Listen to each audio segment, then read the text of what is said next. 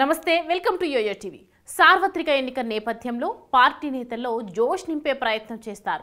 Party ఓటమి తర్వాత నేతలతో పాటు కార్యకర్తలు కూడా డల్ అయ్యారు.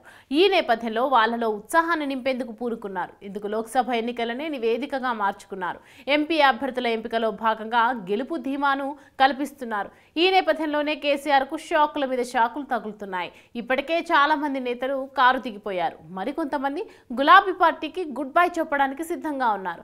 జహీరాబాద్, పెద్దపల్లి, నాగర్ కర్నూల్ ఎంపీలు పార్టీని వీడారు.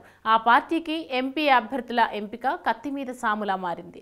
మరోవైపు చేవెళ్ల లోక్సభ స్థానం నుంచి పోటీ చేసేందుకు సిట్టింగ్ ఎంపీ రంజిత్ రెడ్డి ఆసక్తిగా లేరు. ఎన్నికల బరి నుంచి తప్పుకున్నారు. ఇక్కడ నుంచి ఎవరిని పోటీకి దించాలా అన్న అంశంపై కేసీఆర్ కసరత్తు చేస్తున్నారు.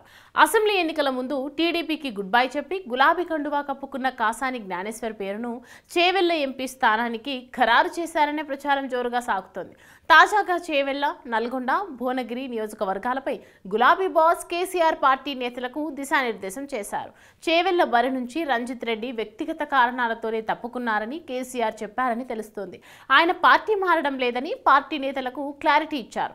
చేవెళ్ల లోక్సభ స్థానంలో విజయంపై కేసీఆర్ ధీమాగా ఉన్నారు.